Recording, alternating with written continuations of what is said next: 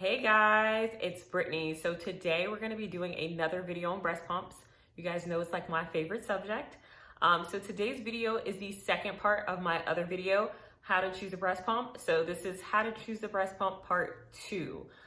So in my last video, what I did was I walked through lifestyle choices and based on that, what type of pumper you will be. So I gave a quiz. This video is going to be about features of breast pump. Who should care about features? So that's where we go back to that first video. What type of pumper will you be? And then also the winners and the losers in each of the feature categories. So before I get started, make sure you like, comment, subscribe, share if you find value to this video. If you know a new mom out there who's struggling for a breast pump or which one to pick, make sure you share this. So the first feature that we're going to talk about is noise. So no pump is no noise. That's for starters, unless it's like a Haka or something that doesn't have a mechanical component, you're going to get some noise. So who should care about this feature? If on my questionnaire from the last video, you were an exclusive pumper, so you're pumping all the time, and then also take a look at where you will be pumping. So if you will be pumping at work, and you have a lot of meetings. For instance, for me, when I had my first daughter, I pumped at work, but my position was different. I didn't have a lot of meetings. Second daughter, now I have a lot of meetings. So I'm constantly on calls and people are like, what is that noise? And I'm like, it's my breast pump though. It's gonna be in the background. So think about things like that. If you have 2 kids, if you're gonna be exclusively pumping and you plan on co-sleeping or having the crib next to you, then obviously your little one's gonna be asleep while you're pumping. So who are the winner and the losers? So the winners in this category are the Spectra S2 and S1. I always want to say S9, but the S2 and the S1 and the Willows. Those are your most silent mechanical pumps. The Spectra kind of has like this low rumble. It almost sounds like ksh, ksh. So you can hear it in the background, but it's not as loud as the other pumps. Willow too, you can hear the Willow. But with ambient noise, you can't tell. And who are the losers? So the losers for this category are the Medela Pump and Style, the Spectra S9, which is the portable version, and the Baby Buddha. So those are fairly loud pumps. The Medela Pump and Style or PISA might as well be screaming at you. Baby Buddha, same thing, all really loud pumps. The second feature that you need to be looking at is pump strength. So pump strength is measured in millimeters of mercury. This is something that you may not see. You kind of have to go hunting for it. But on the back, you know how most products, technical products, they have like a spec sheet. And so you'll see a number and you'll see mmHg. And I'll tell you all of those. But who should care about this feature? So if on my quiz, when you took it, you figured out, hey, I'm going to be a heavy pumper, or even a medium pumper, you should consider your pump strength. You will be using your pump to take milk out of your breast. This is going to affect how much milk you will make. The more milk you remove, the more it tells your body to make more milk. So obviously if you're an exclusive pumper, or you're more on the pumping side, pump strength is gonna be important because you wanna get that removal to keep your supply up. So who are the winners and the losers? So I actually have a list. I did not memorize it, so I will be looking at my screen. But I can tell you right now, at the top of the list is the Baby Buddha, and the loser at the bottom of the list is the LV pump. So going in order from highest to lowest, you have the Baby Buddha at 320 millimeters of mercury, so that's that mmHg. The S2 and the S1 are at 270. The S9 is at 260. The Willow is at 245. The Pump and Style Medela PISA is at 235 and the LV is at 220. Personally, I have used all of these pumps except for the LV. I will say that I love my Medela Pump and Style. So even at a lower suction rate, I felt like it removed great. I had to get used to the Spectra personally. Later on, I started to like it better and I stopped using my Pump and Style, but that was like my homie for the longest time. Baby Buddha is the strongest pump that I've ever used. So the fact that it's at the top makes sense to me because I've never used a pump that was stronger. The third thing that you should be looking at, and I don't think it's really a feature of the pump, but it is really important, is the availability of parts.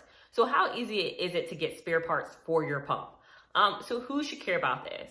Again, going back to my quiz, if you are someone who on question number 1 planned on nursing for a longer period of time, 6 months or longer, or if you were an exclusive pumper, this is going to be a consideration for you, especially the first question: how long do you plan on pumping? Because you're going to use your parts, they're going to wear out. If you don't plan on using, or you don't plan on breastfeeding for that long, or you don't plan on using a pump that often, parts probably won't get worn out. You probably will never have to buy them. Therefore, how easy is it to get parts? It won't even matter. So the winner in this category for me is the Medela Pump and Style. I have, back in the day when they had Babies R Us, you could always find their products there. Target, Walmart, Medela Pump and Style to me is the most ubiquitous. No issues finding anything. I will also note too that Medela, hands down, even if you don't use their pumps, they have the best breast milk storage system, bar none, period. They have containers that have different dials on them, so you can say what day of the week it is when you're storing your breast milk. So just as another side note, they have really great storage, even if you don't go with a pump. The losers in this category are any of your online pumps. So really like your Baby Buddha, your Willows, and your LVs. I have never seen any of their packaging or any of their parts outside of the website. I will say with the Baby Buddha, you can hack it to use other pump parts like the Medela. So that is the plus side on that. The Spectra, I would say, is probably second to the PISA. I have seen parts available. I know that Amazon sells genuine parts, and there's a lot of other parts that you can use that are like knockoffs. They're like generic that you can use as well too. So that is a plus size. So the next feature is portability. So who cares about this? On question number 3, I asked, hey, where will you be pumping? So if you have to travel back and forth to work a lot, you have a long commute, maybe you're on a train, you have to take a lot of stuff with you, or maybe your job doesn't allow you to take as much breaks as you would like to, even though that's illegal, you do get a pump to break, you do get a break to pump, then this is something that you care about. For me personally, I was going into the office, I do travel a lot, so this was something that I had to consider when I was getting a pump. So who are the winners in this category? Hands down, number 1, I'm going to put the Willow. I'm going to put the Willow because you could pump anywhere at any time, in a grocery store, on a plane, on a train. It's like green eggs and ham. You can do it anywhere. On second to that, I would say Baby Buddha. Baby Buddha does not have the privacy, although you can hook it up to like a freemie cup. And get away with that. And I think you can do like an S9 to a freemie cup as well too. So Baby Buddha and the S9, but Baby Buddha at the top just because it's a better pump. Because it is so small, it looks like a little like lipstick. It's probably like this big, and it just fits anywhere. So that would probably be second. So if you did have a private place to pump, and you're not concerned about privacy, just I don't want to pack up this huge pump every single place I have to go, Baby Buddha. It's also a lot cheaper than your Willow. So that's your cheaper of the 2 winner options. And who are the losers in this category? To me, I'm going to say the Spectra S2 and S1 are both losers in this category. And it is because that pump is really big and bulky, in my opinion. The S1, I believe, is the one that you can take anywhere you want. However, it's still like, it looks like a little bowling ball. So the footprint of it to pick it up and pack it and take it, and I know these things come with pump bags, but you gotta think, if you're traveling with all your work stuff and everywhere else, that pump bag's gonna fit your pump, and that's it. And now you have all these other bags with other things in them as well too. So that's why I dock it for portability. I just don't think it's the most portable. Even though you can pick it up and take it, it takes up a lot of space. Right under that, I would say the PISA, just because I think there's an option where you can't have it plugged in, but I have the plug-in option. So you have to have an outlet or a car charger. The benefit with the PISA is it's a little box. It reminds me of a center block. So the footprint is a lot smaller. The S9 is also an option. I would put it in between. I think it is better than, an S2 or an S1 or a PISA, but not as good as a Baby Buddha or a Willow. But I do know that the S9 is covered by insurances, so it's an option. So the next feature that we're gonna talk about, and I don't really have a name for this feature, so I'm just gonna call it bells and whistles. These are all the extra features that are mentioned on your pump, like a light. It has different settings. That's what we're gonna talk about here. So who cares about bells and whistles? Honestly, I mean, you really just need the pump to take the milk out of your boobs. So unless you're gonna be pumping for a long period of time, you can make it without all the bells and whistles of having a pump have a night light or have a timer on it. I pumped for 10 months with a Medela Pisa with no pump bra back in the day, so it really is a nice to have. But with that being said, if you're gonna be pumping for a long time, it's something you wanna have. So here are some bells and whistles that are often mentioned in pumps. One, having a light. This is good if you're gonna pump at nighttime. If you plan on breastfeeding at nighttime, which was my choice, that won't matter. But if you're a exclusive pumper and you're traveling a lot, you're pumping in the car, that is gonna be beneficial. The second thing that is going to be kind of a common bells and whistle is the ability to have a single pump. So that means that you can just pump one boob at a time. All pumps have this option. Some make it easier than others though. And the last bell and whistle is going to be suction settings. With all pumps, there are typically a suction settings. You can turn them up and down. However, some have better suction settings than others. Some allow you to switch between stimulation phase, which is the fast suck, and the expression phase, which is the slow suck. Some don't. Some allow you to control your cycle time, and others don't allow you to control that. So these are some bells and whistles to be on the lookout for. So who's the winner in this category? So the winner in this category is the S2 and the S1. Hands down, I think it's the pump with the most bells and whistles.